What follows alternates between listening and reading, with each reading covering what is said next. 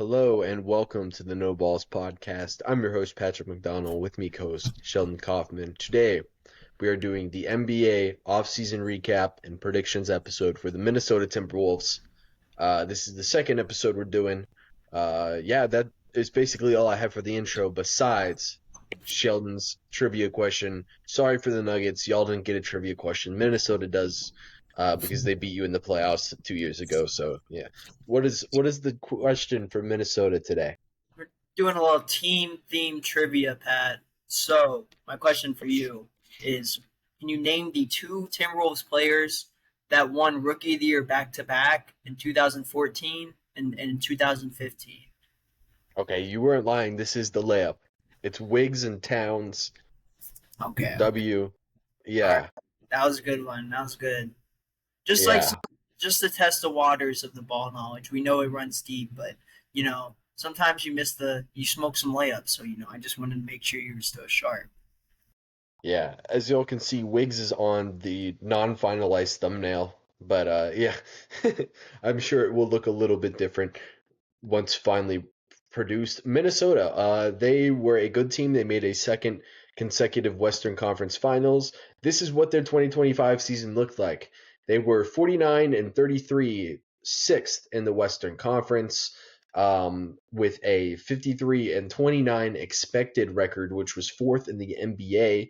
Their SRS, which is team adjusted or matchup adjusted net rating, was a 5.1, which is very good. That was fourth in the NBA.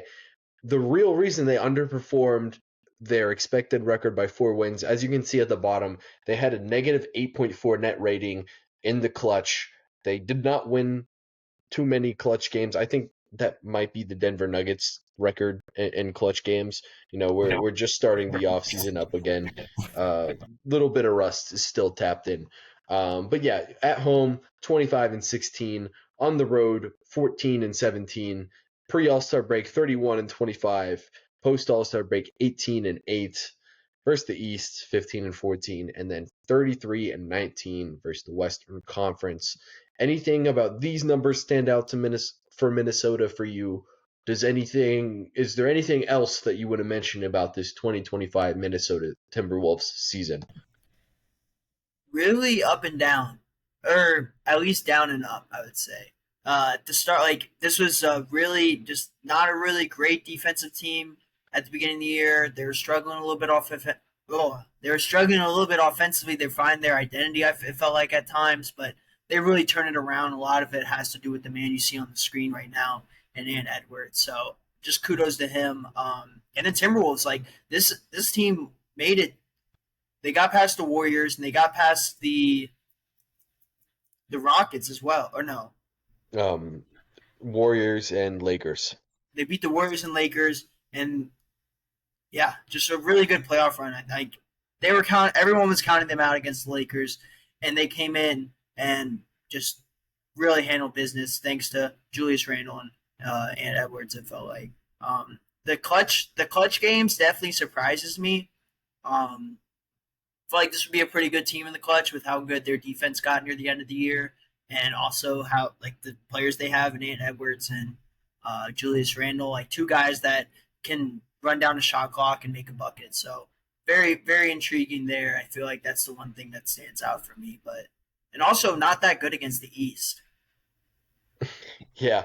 I think a lot of how I would describe this Minnesota season is like they would I think they lost a game to Milwaukee that they were leading like 23 in the or in the fourth quarter, and then they'll like literally just destroy the Nuggets in the regular season. Like they were such a bipolar team. I think a lot of it has to do with the erraticness of their shooting. They ended up being a good 3-point shooting team last season. I think they were like fourth or fifth in 3-point percentage, but it's a lot of shooters that are like, you know, when you get a lot of good attempts, for Jade McDaniels, he's going to hit a good bit of them.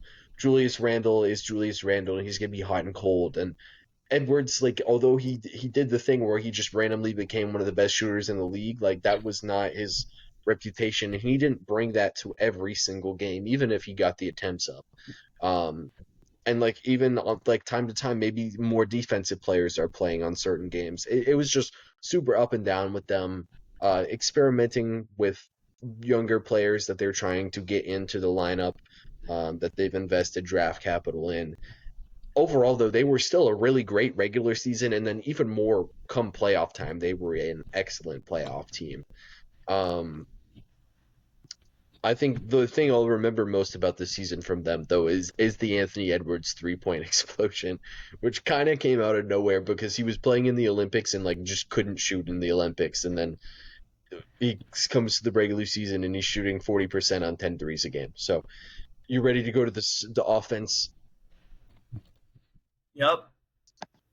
So as we come here with their offense, they were 116.6 offensive rating, which ranked eighth in the NBA. If you look at their other stuff, uh, turnovers wise, they turned the ball over a good bit, 19th in turnovers, 14th in offensive rebound percentage, which is about league average, 24th in pace. Doesn't really shake things one way or the other. They were still an effective offense. When you break it down into the half court, they had a 8% or eighth ranked 7.8 isolation frequency, so they were doing it a good bit, and they weren't great at it.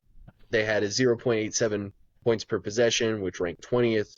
It wasn't the focus of their offense, but I would say their offense kind of had no focus in a weird way, just because there's weird fits going on with the players, and we'll get into that. And I think they did a good job maximizing the weird fits, but there are a bunch of unique talents on this roster that need to be tapped into in unique ways. Pick and roll ball handler efficiency. I think this was like kind of what I would have and um, connected the staple of their offense to be 14th in frequency with ninth efficiency, 0.92. This is where you see a ton of pull up threes, Anthony Edwards potentially getting to the rim, uh, Conley playing with Gobert in pick and roll actions, even Julius Randle getting a lot of pick and roll reps. Makes a ton of sense. They could have even probably jacked up this number a good bit, but I'm pretty sure they were also a pretty high usage spot up team as well. Um, Roller efficiency, they ranked 13th in with a good, respectable 1.11 points per possession. It was a medium frequency at close to 6%. Post up wise, wasn't a huge part of their offense. They ranked 15th in frequency, 10th in efficiency. Again, not a huge part of their offense. As you can see, nothing is a huge part of their offense here. You get the transition, you see the super slow pace play out. 30th in transition frequency, very low frequency, and then the efficiency is middle of the pack. There was nothing that necessarily stood out about their offense, especially with how they get into it scheme wise. And we can talk about their offensive scheme a little bit too if you want to get into that here. Any of this stand out in a big way to you? I think you kind of mentioned it. This offense didn't really have like um a go to play, a go to category. Like it was pretty much spread pretty thin throughout, or pretty evenly throughout. The pick and roll ball handling was definitely a really good important part of their offense. Like you said, you need Anthony Richardson. That's funny. Anthony Edwards, off of screens and being able to shoot threes, and you had guys that really could only like Rudy Gobert is obviously going to go out there and set a lot of screens and roll to the basket. That makes a lot of sense why. Um, and Rudy Gobert also isn't the best offensive player. That's why you kind of see those numbers not be. It looks like I would say all across the board, everything kind of looks like in the mid category, like a lot of 10 to the 16th ranges, like a lot of teens, teen ranges. So yeah, and we'll get into it more in the offensive stuff. It's definitely interesting, like how slow this team played. You mentioned the transition stuff, and you look at the pace on the board. And it looks like turnovers hurt them a lot, and we saw that in the playoffs. Like just Anthony Edwards sometimes trying to do too much, getting a little erratic. Um, Sometimes you don't have the best ball handlers with the ball, and they're susceptible to getting poked and leading transitions to the other team. So I mean, it looks like that's some definitely things that would hurt them is the pace and turnovers. But not that bad offensive rebounding though. I feel like they crashed the glass a lot. they have a lot of guys that can go in and get those rebounds with the length that they have on the squad. Yeah, just one quick side note as well, because we mentioned that they are still a very good offense. They ranked eighth. They were a very good spot up team. They were decently high volume and very good efficiency in spot up situations. And then in cuts, I believe they were at least very good efficiency wise. Um, Middle of the pack actually, or they were top 10 in cut efficiency. And they ran cuts at a like relatively low rate. Like you mentioned, the transition stuff too for me is pretty key. Um, I think the real reason potentially is that like even though Julius Randle is a very good grab and go threat, his primary focus scoring wise is to like kind of bruise people and back people down a little bit. Um, so even when he catches the ball, like if he's not going, he's going to take a long time on that possession. And him and Anthony Edwards, I think both can be a little slow to get off the ball at times. And then when Gobert gets the ball, Gobert like he can't grab and Eats go. up the clock. He eats up that clock. Yeah, he takes 4 seconds to get it to Conley or Edwards to bring the ball up the floor. No diss at Gobert, like most centers technically do have to do that, but like it's not going to be a prolific transition offense, especially when like your most capable passer is Mike Conley. Like just some clunkiness there, and then like even if you look at like the rest of their offense and how that fits together, like DiVincenzo, you can run off screen actions for them occasionally on ball. Handling reps for him, but he's just not a great passer to just funnel a ton of offense through him. So he kind of has to be a spot up guy. Same thing with um, Nickel Alexander Walker, who we'll talk about a little bit more today.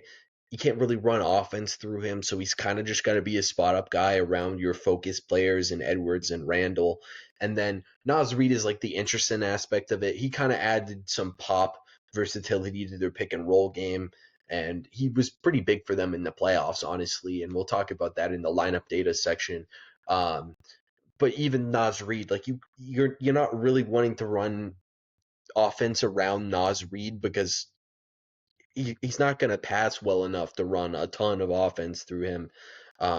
He's more or less just a play finisher. I think they were a team full of a ton of play finishers and old Mike Conley. They still had great results because the talent is good offensively, but I think they were missing a guy or two, and maybe they had a guy on their roster that they could have used. But we'll talk about that in the lineup section. Uh, Ready to go forward defense wise? Yeah, let's talk about it. All right. Uh, Defensively, this is where Minnesota teams have previously hung their hats. They were sixth with a 111.5 defensive rating. Um, this is definitely the Denver Nuggets number again. Jesus, we're rusty. I believe they were a somewhat good turnover forcing team last season. I'll pull up the number. But yeah, and then they were a league average rebounding team last season. That's not it. General miscellaneous. Jesus, I my navigation of NBA.com it's washed. It's washed. Um, but yeah, they were overall a good defensive team last season. We'll get into the play types as NBA.com is just not helping me. Um, they forced teams into a decent amount of isolation and pick and roll ball handler reps, which is pretty good for them. Roller actually did have a ton of reps. As you could see, the efficiency against is very good for them. This should be highlighted in a different color in dark green. But yeah, they were very good at preventing your efficiency in the pick and roll. Very average or even bad, you could say, at preventing isolation defense. But as we say, like isolation defense just is generally inefficient. Post ups, they didn't offer or allow a high volume of post ups. They were fine at preventing post up efficiency, and then they did limit opposing team transition. So maybe their sluggishness wore off on other teams, and teams did average against them in transition. I'll let you go ahead and talk about this, potentially how it relates to scheme. What do these numbers mean to you? I think you're getting a very physical defense and just super lengthy guys that are able to shut down a lot of things. Especially you see the pick and rollers, the the PNR number and the PNR ball handling numbers. Roller, you have Rudy Gobert that's going to play that drop coverage and just swallow any attempt to the rim. He's so good, and you also have really good wing guys like Jaden McDaniels, but a thing that I really liked watching about the Timberwolves is how aggressive they were getting through screens. I thought they did a really good job. Is anytime there was a screen, they were able to get through it. And they're such a versatile team defensively that they can switch. You can switch. You can switch. Jeez, you can switch Jaden McDaniels, Anthony Edwards, and Julius Randle onto a lot of onto 1 through 5. Even Rudy Gobert, obviously, you don't have that much versatility. You want him to stay more in the paint, but I feel like with that kind of scheme around them, I felt like it worked out pretty well because you have those guys that are able to switch and be so versatile. Um, yeah, not a lot of teams are going to be posting up against their guys for most of the reasons I just said, like Julius Randle, Jaden McDaniels, and Rudy Gobert. All those guys are so big and long. Um, I think the transition is interesting though, that they gave up so much transitionally, or I guess it makes sense a little bit. Just I guess they weren't able to limit it that much, but I mean, this defense was so good this year. As you see, 111 defensive rating was good enough for sixth in the league. And I think it's a testament just how aggressive they are and how versatile they're allowed to be. It makes it a lot easier when pick and rolls don't affect you that much, and that's a huge part of today's game. I feel like. Yeah, I mean the keys for them, it's been this way the whole time. It's like perimeter defenders fight over screens. McDaniel's like the king of that. It feels like he can fight over screens at will. He just gets skinny on them. They can switch to with like if it's a guard screen, like Edwards will switch out onto whatever McDaniels' matchup. They'll do it with DiVincenzo. They'll do it with um, Alexander Walker. They'll do it with Naz Reid, and Naz Reid will sometimes just put up these like what the hell is Naz Reid doing, like great defensive possessions. And they'll do it with Randall from time to time. Sometimes they'll struggle with Randall when he's on the ball just because he struggles to get over screens because he's like 260 pounds of pure muscle. But the main reason they are fine switching these screens is because they have Rudy Gobert in the paint. And they were like, okay, even if Anthony Edwards isn't going to be perfect at point of attack, we're going to switch to neutralize the action. And if you beat him off the dribble, you have to meet Rudy Gobert at the rim. Other than that, their team is very switchable, and it makes sense to run that type of a scheme. Playing drop coverage when Rudy's in the action really helps them defend the pick and roll. Like teams can obviously go switch hunting against them, especially with Conley out there. But they do a really good job defensively. They always have. I mean, at the core of this is Rudy Gobert. I mean, they added Julius Randle, who I think is kind of somehow a worse defender than Carl Towns if they're playing the 4 position. Um, but they still maintained an excellent defense this season. Just excellent job by Chris Finch. They've always had a great defensive team. And are you ready to talk more about Chris Finch? Yeah, let's talk about Chris Finch. I love talking about Chris Finch. Yeah. Yeah, So so Chris Finch he cooks. um um, I don't know where this photo came from, but it popped up when I searched Chris Finch, and I thought I had to include it. He's their head coach. GM is Tim Connolly. He's built a ton of really good NBA rosters. Lead assistant Micah Nori. He's got offers to be head coach this offseason from New York. I think he interviewed for Phoenix as well. He ended up sticking it out in Minnesota. Pablo Prigioni was a new head coach, or not new. He had been there for 6 or 7 years. Just pointed out to me. I don't think we mentioned him last season. He's there, played in the NBA, Italian god, and then assistant coach slash player development coach Moses Ahambe, I think. My apologies for a mispronunciation.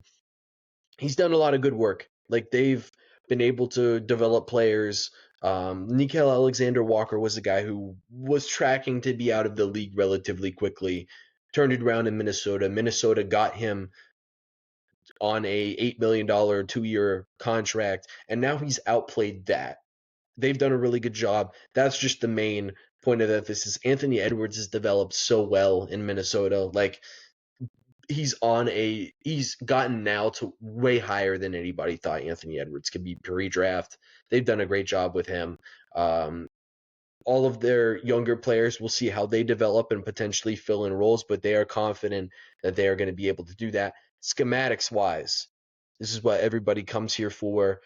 Chris Finch, what stands out with their schemes for you? Get to the notes real quick. Let me get to the notes. um, yeah. So what I kind of looked at, I thought they had one guy that was initiating the offense, and he was trying to get in, either through the pick and roll or just driving right past them. And they'd have three shooters on the wing, and Rudy Gobert would just kind of be working there. A lot of the pick and rolls were like uh, and and and Gobert setting the screen, and then Randall was kind of in that dunker spot on the low block. And you had uh, Jaden McDaniels, Mike Conley, waiting for the three ball. I felt like they just let their stars kind of go to work. We saw there was a lot of Julius Randle iso ball in the paint and around the post area. They would let their stars work and then kind of let the threes fly. I feel like once if they got double teamed or there was nothing there. Also, a lot of pick and roll stuff with Anthony Edwards getting the three ball as well.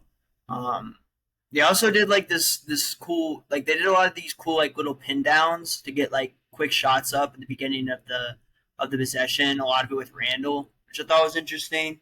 And it felt like Anthony Edwards was just always getting doubled.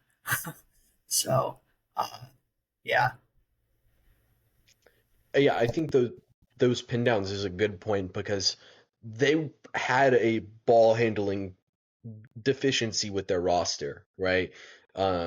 Passing as well, but they needed a bunch of quick opportunities just to get some daylight off, to get a shot off, because I would say that had probably a bottom 10 passing team in the league, maybe even lower than that, right? We saw the amount of turnovers they committed.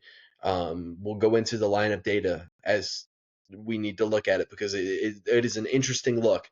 But I would say if I had to really describe what this system was like for Chris Finch and why I think it works so well, even with a non optimally built roster, it's the perfect blend of player empowerment and organization.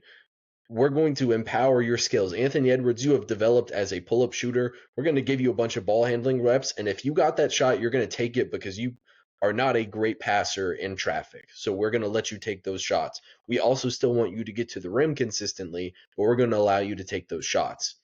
Um, Mike Conley, we know your limitations, but when Rudy Gobert is out there, you are our best pick and roll passer. We're going to utilize you to unlock Rudy Gobert, and we'll see that in the lineup data that those guys were very good as a duo together.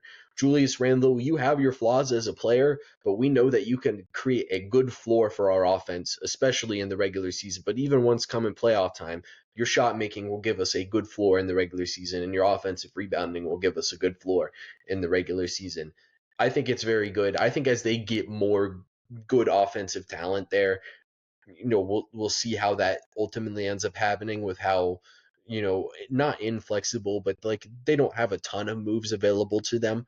How they maneuver around that as they add to the roster. I really like what Chris Finch does. I think he's one of the better coaches, especially because he's not that long of a tenured head coach. Um, all things considered, I think they do a great job. There's a reason why Mike and Lori got a ton of calls this offseason just for standing in on this room. Um, is there any other schematic things that you want to talk about? Maybe even some shortcomings with them? uh, hmm. I think. I mean, I not really. I feel like I guess like Randall, once he turned it on in the playoffs, I feel like the offense got a lot better. Like I felt like that they kind of missed that from him in the regular season a little bit. So maybe potentially going to that a little bit more, and then maybe just like just trying to get more movement. I would say more movement from kind of those guys I said that just stood around the 3 point line. Maybe some backdoor cuts from guys like Jaden McDaniels to get easy opportunities at the rim. Because a lot of the attention will be focused on Anthony Edwards when he has the ball. And when Julius Randle has the ball, they're going to be worried about Rudy Gobert, because you're not worried about Rudy Gobert until he gets the ball within 5 feet, because then he just has to put it on the glass. And with his length, it's not that hard of a thing to do for him. So I feel like a lot of the attention could be put on that, and then you could have some cuts, and then maybe let Nas Reed get Nas Reed more involved in the offense, especially this year with the bag you just gave him and what he was able to show against the Warriors too in the first round Yeah, or second round. Sorry, for or sure. the first round against the Lakers, not against the Warriors. There we go. Yeah. I think I've come up with like the perfect explanation for how I would describe it. You said the lack of motion, and I agree. Sometimes it can seem very stagnant, and I would say that's almost to a design. For any NFL fans, like you would be familiar with how the Arizona Cardinals, or maybe you're not, but how the Arizona Cardinals have played around Kyler Murray, where like they don't do any pre-snap motion just because they want a still picture for Kyler Murray because he's not a great processor of the game. I think a lot of that has to do with like Anthony Edwards isn't a great processor of the game. So even though if we might have a flare on this other side, and that might be the only thing that's happening off ball, we want it to be very simple and have maybe one read or attack for Anthony Edwards, just to where if there's a lot more complex things going on, he sometimes just doesn't understand them. It's like if you're running a Will Hardy system versus with a ton of players who aren't great processors of the game, it might not look so great. And I think that's how it works. I think it is the right amount of simple for the processors of the game that they have on the floor. If they had better IQ players like if the Los Angeles Lakers were running this scheme, I would really hate it, but it makes sense for Minnesota. They have a good shot making. It's just like Jaden McDaniels doesn't see the floor great. He's like he's got to be decisive and quick, but he's not going to make the extra pass sometimes. DiVincenzo can see the right pass from time to time, but he's got athletic limitations, mainly height wise, that sometimes limits his ability to make the extra pass. Edwards can just get shot hungry, and like he should be. He's like one of the 10 best players in the league. Conley, it's the athletic limitations. Randall, it's the tunnel vision. Gobert, very limited offensively. But I like we said, I still think they're doing a great job. We'll go forward now because we've talked about their scheme for a long time. Chris Finch cooks is the 3-word answer. Draft summary. Our first draft summary, our first draft comps to be thrown out for the season. We'll start with Roko Sikorsky, who I've given 3 C's instead of the second O. He is huge. He was drafted 45th overall. That's essentially what it is with him. I think he's about 7'3". We'll see if he ends up becoming anything. It's probably going to be Boban like. We're going to spend more time on Joan Berenger. I'll let you go first on Joan Berenger. What do you have to say? There's a lot to like about this kid for Minnesota fans, because you've seen a guy kind of like him play for your team for the past 5 years, I think. If I'm not correct, if I'm not wrong, but this dude is big and long, which is what you want in a center. 6'11", with a 7'4" wingspan. He's 235. So good defensively, Pat. He's really like athletic. He's really mobile. So he's able to do really good in the pick and roll game, like just playing against screens and defending them, with hedging them. He's really good at hedging, giving a really hard hedge, just completely like swallowing defenders with his size and just shutting that down, and then getting back into the paint and playing help defense. Really good stuff from him. And in the summer league, he's already shown his ability to block the ball, and go up against good centers. He did a really good job against Yves Misi in one of the games against the Pelicans, who is an established rookie in this league, played 73 games last year. So I think Joan Behringer is going to be ready for this league, and he's going to be giving you good center minutes. behind Rudy Gobert if that's what they choose to do. Um, so I would say that for him, just really good defense and offensively for him, he's a good lob threat, Pat. Like I said, super athletic, really tall. He's gonna be able to catch a lot of lobs from Ant Edwards and Mike Conley as well. The biggest knock on him is his offense is super raw and undeveloped. It needs some work. Some interesting things could be unlocked in the jumper, not like the floater game and maybe the mid range, but there. I mean, I don't believe he shot a 3-pointer in his career yet. I think he may have in the summer league, but this as a defensive prospect, this kid is very exciting, and he had like I think 6 or 8 blocks in the summer league. I think it was I think it was 8. 8. Yeah, 8 blocks. So incredible stuff. I really like the pick. Yeah, and like Joan was somebody who I got into like midway through the process, and at first I didn't see it, because it's like he has the baby deer aspect to him, where like sometimes he just looks extremely lost, and I think he's very like not like new to basketball, like he started playing when he was 15. Like I think he started playing after or like very towards the end of his high school career, and in like he's 7 feet tall. Early when I did the original scouting report, his measurements hadn't come through. Like you said, he's like a legit 6'10" with a 7'5" wingspan. And I think the key with him is like he moves like he is a 6'5" wing, but like he's not a wing. He plays soccer, because he was a soccer player, and you can like really tell he's very mobile. He makes like literally impossible plays. Sometimes it's just sometimes he's got to learn the game a little bit. I thought he would probably be a year or so away from like being an NBA contributor, and I think that's fine in Minnesota because they're going to have big play pretty much secure for the next couple of years with Gobert, Randall, and Naz Reid. So they will have time to develop Joe and Berenger. It seems like they're using the draft as kind of a pipeline. I had Joe Berenger right where he got drafted. I had him as the 19th ranked prospect in this draft. Where'd you kind of have him in this draft? Yeah, I had him. I had him late, like in this range, early 20s, late teens. So Yeah, I really liked him as I like found out more about him with his actual measurements and his new relative basketball profile. I will say I only wrote down one thing for him as a potential positive offensively, and it's like athleticism and lob radius around the rim. The touch is still like coming along, but I think the thing is with him, he like has the potential to be like a monster defensive player, and we'll get to the player comps. Um, I came away with like a high end outcome of like Mitchell Robinson. What were some of the names that came up for you? I feel like Rudy Gobert.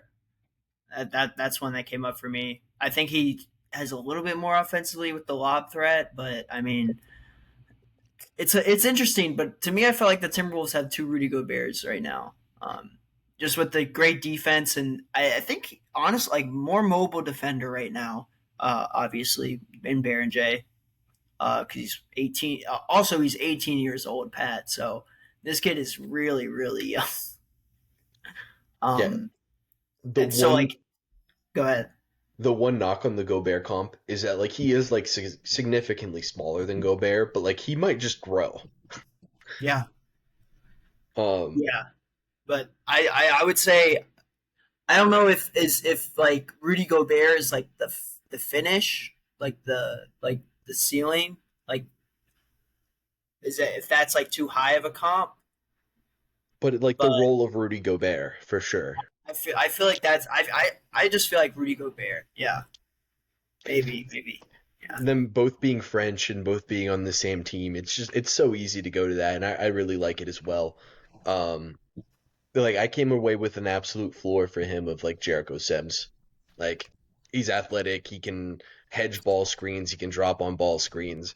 He's at least a third big in the NBA once he learns the game a little bit more. I really like Baron J, and like will he be a day one impact guy? Maybe not, but like there's like literally monster defensive impact. And like the Mitchell Robinson side of things, like he will probably be a more impactful defender than Mitchell Robinson, and that's where I can see the Rudy Gobert thing. Like he could have a Rudy Gobert defensive impact while playing a little bit more defensively like Mitchell Robinson. That sounds like a great player and like a steal at 19 if that's the case. Do you got anything else on Joan that you want to bring up, or if you have some Roka Zakarski lore? Not too much on Roca, but yeah. I mean, I think this is a good pickup because like he's so young and he already like has the tools to be great on defense. So just developing his offense. Once you do that, I think there's so much upside to him. Like we've talked about, just so much upside. Really good pick. Yeah, I agree. Shout out to Minnesota. I think they've gotten a good player that fits what they need. When we'll ultimately find out how it impacts their long term future. Free agents.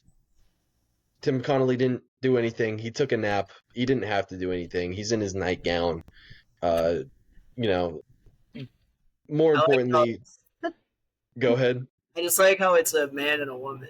I like it. Yeah, I couldn't find a male nightgown, so I'm sure Connolly's got a. You're gonna find the Timberwolves theme nightgown. Yeah. Oh, I should have searched the Timberwolves nightgown instead. At least make it the right team. You're right. Well, more notably about free agency for them is their losses. Nickeil Alexander-Walker goes to the Hawks. They did get a trade exception from doing that. Could help them flexibility wise come deadline. Luka Garza goes to the Celtics. Josh Minot goes to the Celtics. Bones Highland and Tristan Newton both are currently unsigned. Probably not going to return to the team. Obviously, the Nickeil Alexander Walker one hurts. I'll let you explain why if you really want to. Yeah, I mean, he was just a knockdown shooter from the corner. It felt like anytime they needed a big bucket, like sometimes it felt like they couldn't go to Ant and they'd have to just swing it to Nico Alexander Walker. Obviously, he's not the best like self creator, but he was able to find a lot of threes, and he could make contested threes as well. He shot 38% from the three, and just a solid shooter. Good on defense as well. So this one does act. This one hurts a lot, or it yeah, it does hurt. It does hurt for them. But considering like you were able to keep Nas Reed and lose Alexander Walker, I don't know if that's like the worst case scenario. I feel like Nas Reed probably is going to contribute more to this team than Alexander Walker would. But it does hurt to lose one of your more consistent 3 point shooters. Yeah, for sure. And like we're gonna talk about some of their internal options, but it was just kind of a cap crunch that had to happen. Um, he was very good for them in the playoffs. Did you know him and Shea are cousins? I don't know if ESPN told us enough. Um, I think I may have saw that. Maybe Doris Burke said something about it. maybe. Um, Josh Minot, Garza, they're whatever. Like they could have developed into something, but like there's just not. There's gonna be a minutes crunch, especially with them drafting two bigs for Garza. Like it doesn't really work out for them. And I'm not losing sleep over a Highlander, Tristan Newton. So unless you ready to move forward a little bit? Yeah, I'm ready. I'm ready. The Bones Highland hate has been well spread by you throughout our episode, throughout our podcast history. Oh Yeah. gosh, sorry, Bones. Sorry, Bones. I really wanted it to work out, but it didn't. Here's their Spotrack cap tracker. Shout out to Spotrack. Edwards is on a supermax. Gobert is on a really fair value contract now. Like underratedly not talked about enough that he's not making that much money and just yeah, it's less than the max. It's at a good value. And then they did a similar thing with Randall. And I think an interesting part is they could find themselves into some type of cap space in 27, 28 if they, do some maneuvering. Um, they could potentially get a max slot in there, I believe, if Randall and Gobert are going to be opting out of their player options. If one of them's opting in, then there's kind of no chance. But those things are there. Um, Jaden McDaniels is kind of on this huge contract, and it could end up becoming a problem for them. But he's been such an impactful player that I don't think they're losing sleep over it. And I think same thing with Nas Reed. He's been super impactful. I think those contracts makes them available in trade for other teams, but there's that. DiVincenzo's on a great value contract. He signed for the mid level back in the day. Conley has one more year left, and then their rookie players. Dillingham's got 3 years. Berenger has 3 years. Shannon has 2 years. Berenger actually has four. And then Leonard Miller has one more year or 2 more years to kind of figure it out. And then Jalen Clark is here for another season. He could honestly be an impactful player for them as he has a defensive minded thing. And he did see some playoff time, just like Terrence Shannon Jr. did. Those guys are older, ready to contribute. Caps look good, as we can see. Credit to Spanspo. This season. This is next season, or I think this is this season. This is next season. They could have apron space next season under the first apron. They are currently slightly under the first apron. Second apron wise, they could get out, be completely clear of it this season, and then next season they have some opportunity to spend within the first or second apron next year. Yeah, they're pretty clean cap space wise. Otherwise, like they're not super flexible, but in the near distant future, like I said before, they could have cap space. We're in the lineup data stage now. Bits and pieces is what I would call this segment. Their starting five net rating last year had a net rating of 3.58, and their team net rating overall was 5.1. Um, this was the main reason I was not high on Minnesota going into the playoffs, because typically you see more starting lineup minutes in the playoffs, and well, Chris Finch cooked, so that didn't necessarily happen. Here's the individual like notable lineup breakdowns. Conley, Gobert had a +9 net rating together, and like those were like probably what most people would identify as their two worst starters, even though that's probably not the case. And then if you just put Nas Reed on there, they had a 19.6 net rating. Like they kicked ass. Um, Edwards, DiVincenzo, and Alexander Walker had a +8.4 net rating. DiVincenzo, Rudy, Nas Reed, and Alexander Walker. I think some of this had Edwards playing, some of it had Conley playing. Outscored teams by 14 points. As you'll see here, McDaniels and Rudy Gobert aren't popping up very frequently. I don't think that's an indictment on them as players. It's just like there's not a super high ceiling with having those guys out there offensively. Just those are like floor offensive raisers. And then like some of these really great lineups that ended up popping with, sometimes with Conley and Gobert out there, they were able to execute pick and roll reads a lot more and get more open threes on kickouts and pick and rolls. That kind of worked. You see Edwards with really good spacing. I think the key to having Edwards really work is that good spacing. McDaniels obviously is a fine shooter, but Alexander Walker is a great shooter, and so is DiVincenzo.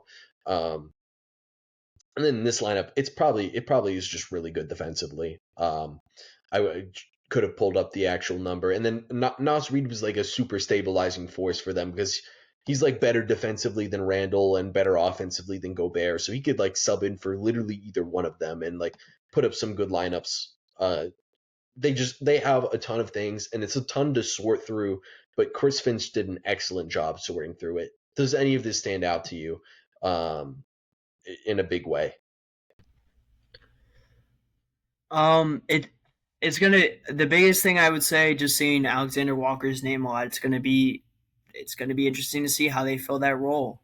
Um, Kind of the guards in the wing, like Terrence Shannon Jr., not really known for his 3 point shooting. I think that was a little struggle in college. Jalen Clark, we could see um, come up and maybe be able to do that. But it's going to be interesting. That's definitely going to be a key thing this offseason or this season going into, like how they're going to be able to fill that role, because it looks like every time Walker was on the court, good things were happening. But I also think that they might also turn to Nas Reed because, like you said, he's a very stabilizing force for this team. Yeah, and like, obviously it's always going to come back to losing Alexander Walker, but man, they had so many, like they had 8 really good NBA players, and that ultimately helped them in the playoffs last season.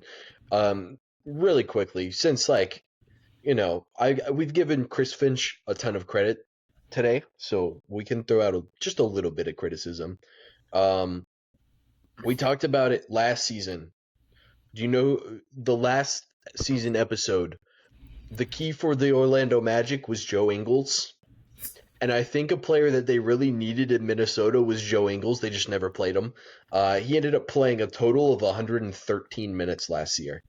And like, if you filter out garbage time, I'm sure it gets to like 100. And like, sure, the net rating wasn't great, but I think he played 50 total minutes with Anthony Edwards. The offense wasn't great, but Anthony Edwards also just shot terribly in those minutes. I think like continuing to filter in Joe Ingles could have made a lot of sense because they just needed a good passer out there.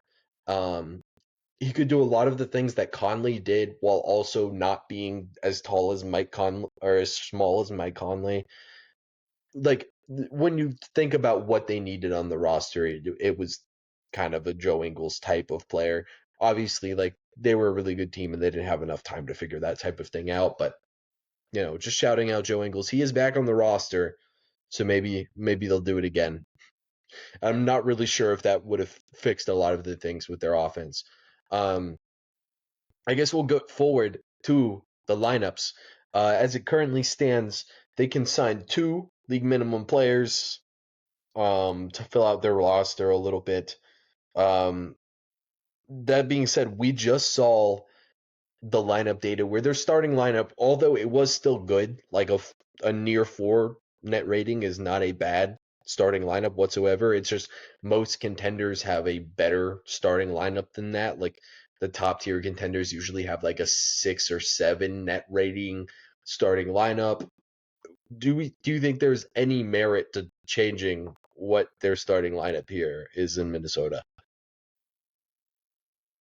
Uh, I'm keeping this the same. I As the season goes on, do we see Dillingham end up taking over that starting point guard role for Mike Conley? Maybe, but for right now, I think you start off Mike Conley. yeah, I honestly feel like there's a little bit higher chance that like Edwards like kind of plays point guard and DiVincenzo starts. Um, I also just put DiVincenzo more recently than Jalen Clark. He would obviously be higher on the depth chart than Jalen Clark. Um, but I think there's opportunity for that to potentially be the starting lineup. If they had Alexander Walker, I don't think it would have been ridiculous for him to start for this upcoming season. Um, yeah, I think financially they're kind of obligated to start McDaniels and Randall and Gobert still, but like there could be some merit to also starting Nas Reed if you wanted to. I'm not sure which one of those guys you would want to take out. Obviously, like Julius Randle is the higher offensive not value but name around the league. Like he's higher. Um, he's more accredited. Um, but then like I feel like just keeping the lineup in a position where you have a pretty perimeter defender out there at all times because sneakily Edwards is like an average perimeter defender with like really flashy moments. You kind of need McDaniels out there. So I'm not sure there could be some push and pull with their starting lineup.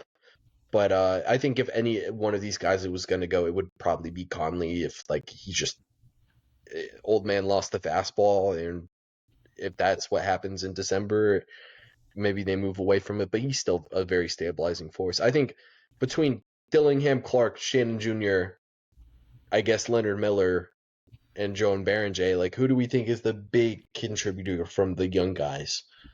I think Terrence Shannon is the big contributor, and then next I would go Jalen Clark. But Clark showed a lot of flashes in the regular season, but Shannon showed a lot of flashes when it really mattered in the playoffs, and that's really the first opportunity we got to see of him. And he also did a really good job in summer league too. Timberwolves were one of the better teams in summer league, and Shannon Jr. was a big part of that. So I think Terrence Shannon has a legitimate shot to put in good minutes for this roster. His defense is just his defense and also ability to just get past people and finish in the lane is just really good. I think the fun thing about them is that like they're young players who are trying to crack the rotation are like on ball guys, and usually like that's not the case. But I think that perfectly like contrasts the fact that like Jaden McDaniels is like a pure off ball player. Like, you can't run offense through McDaniels that much. Randall, like you can run offense through and you do all the time, but like even like Conley is like their on ball is their primary point guard, but he's not somebody who you're running a ton of offense through at his advanced age. Um, so I think it's just an interesting contrast. It would have been extra interesting if they kept um what Alexander Walker, but here we are with those guys. I think one of them could easily crack uh, the rotation. It's just like it'll probably be one of them and not both of them with Shannon and Dillingham, because I think if Shannon cracks the rotation like in like a key role, it'll be as like potentially the starting point guard or like a combo guard next to Anthony Edwards, that type of thing. And then Dillingham, if he got a big bump in minutes, it would be as the starting point guard. Um, Ultimately we'll have to see on those guys. I don't think we'll see a ton from Baron J, like I said priorly. And maybe Leonard Miller becomes something. He's just like an NBA body who's making $2 million. So they're going to keep him on roster, but we'll have to see if he's any impact. I would imagine there's a lot of just like Nas Reed or McDaniels as the backup 4 minutes. So yeah. I mean, is there anything else that you want to talk about lineup wise? Um, no, nothing really. I mean, I think I've said everything. Like, I guess the main things are just going to be like, how do they replace NAW, and let's see how much these young guys can contribute because uh, I feel like this team is a little bit deeper than last year just because of how the development of Shannon, Clark, and Miller has gone. And then also maybe we see some Baron J minutes. I think that's going to be a lot of fun to watch too. So Yeah. yeah, Long term wise, I'm really interested in how this thing works because they thought they were going to be a better team in the Towns, Gobert, Edwards era, and they thought that that team was going to have a chance to stay together longer than it did. And now they're reaping the consequences of the second apron being implemented 2 months after they made a star trade for a third max contract player. And now they're stuck with a roster that's weird, but still very good. And we'll see how their drafting supplements their team in the future once Gobert has phased out and once Conley's phased out. I would imagine McDaniels probably stays around for most of the time, but Gobert might leave in free agency. I'm really interested because this is when we'll see if Tim Connolly is really cooking and making potentially other big moves. Um, just there could be a lot of change in Minnesota's like they were sneakily like nobody talks about it with them because I feel like it's talked about a lot more with the Knicks, but they made a franchise altering trade in August last year. Like I'm surprised they made the conference finals just based off of that fact. So lot to go on with Minnesota. I think like I said, the book's not closed yet on what Anthony Edwards' prime core looks like. Um, Core questions. Do we think they got better this offseason? You're muted. I mean, did are we counting the Nas Reed signing as an offseason move? Right? Are we counting that or not And technically? and this set themselves up for the future, I guess, but not for overall They, in the off season. no, I would say they didn't. They didn't improve. They didn't do anything, and they lost a key piece. And a lot of bench guys. I don't think the bench guys are really that important, but Nikhil Alexander Walker is important enough for this to be a no on the first question. Yeah, I would also say no. Like they're a twice reigning or Western Conference Finals team, so they had a lot of room to fall down from. But I would say that like there's no way that I can say that they got better off of this offseason. Maybe it's an incomplete offseason and there's more to be seen, but like re-signing Randall and Reed kind of seem to be their big moves of the offseason. Um, and we'll just have to see. Like they might be a big deadline team as well. Like we'll just have to see. They were rumored for Kevin Durant. I think it might be kind of smart that they stayed out of that one. We'll see. Do we think they set themselves up better for the future? You're muted.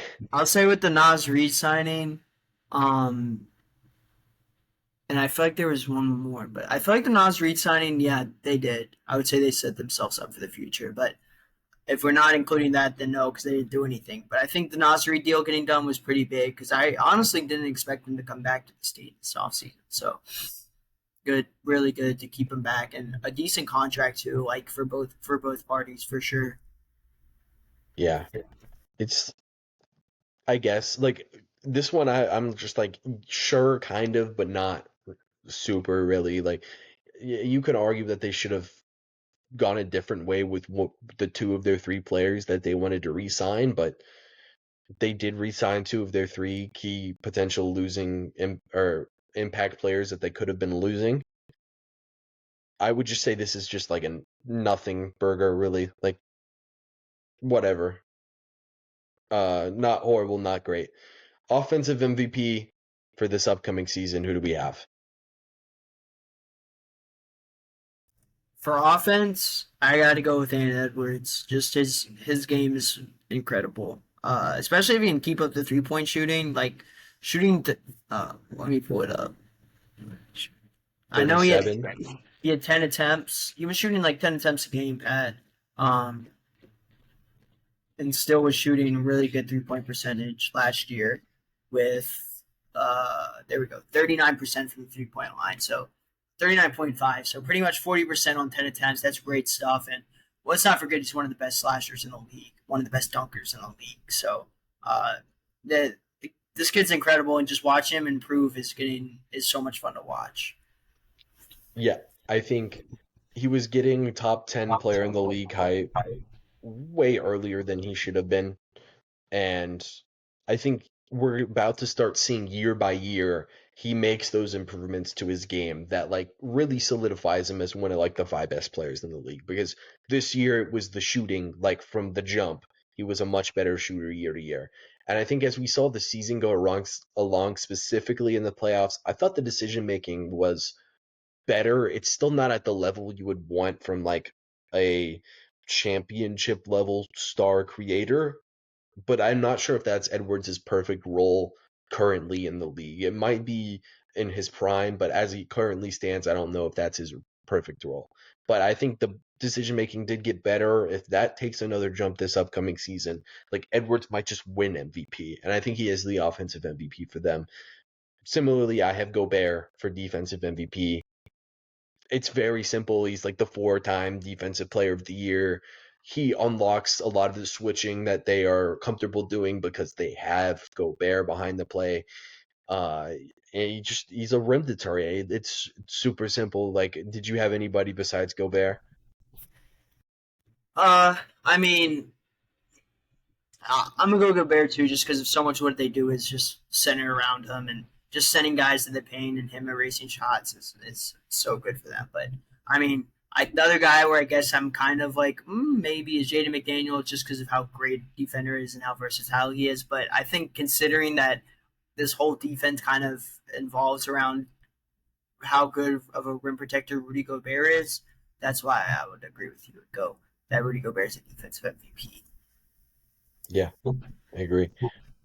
X Factor. Yeah, this one's interesting, but I feel like we got to go with a fun name. Nas Reed for sure. Um, 14 points last year per game, 6 rebounds, shooting 46% from 3 point line. I mean, his ability to score is just so good, and his handles are really good too for a big man. He's been I feel like if he can come in and just give them great offense like he was able to do in that Lakers series, if we can see him go and just shoot just consistently in games for them, I think this unlocks his offense a lot. And especially how good he is, he's already so good defensively. Like, you can play him at the four next to Gobert. You can just play him at the five, which is just, I love that from him. And to have like that good of a player, uh, that good of an offensive player at your five is such a switch up for them, and really allows them to like kind of space things out and let guys that like Randall, who really likes to operate inside that post game, it just clears the paint for him. Which a lot of times, that paint can get crowded when you have Randall and Gobert there. Maybe he handles the ball a little bit. I feel like he has the ability to, but I don't know how much they're going to have him taking it up the court. So, but I would go Naz Reid as the X factor. Yeah. Nas Reed is great. I think his fit next to Randall is so good because Nas Reed can play the four on defense because of Randall being 260 pounds of muscle. You can just kick ass with like 90% of the centers in the league. And that's like when he's engaged defensively. If he's like just moving people defensively, it's like the one time that he really looks like he gives a shit defensively. And he's actually really good when he gives a shit in those areas.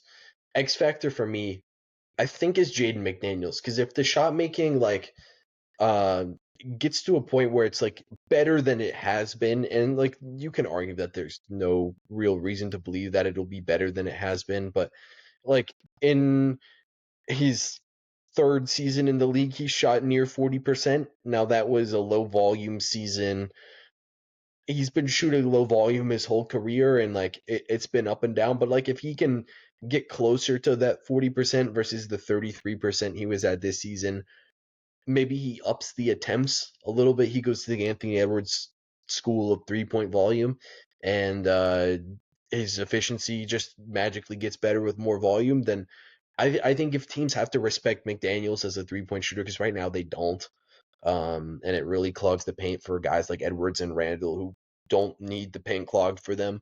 Um, if he can get teams to start defending them, then I think it unlocks just so much, like so much for them offensively.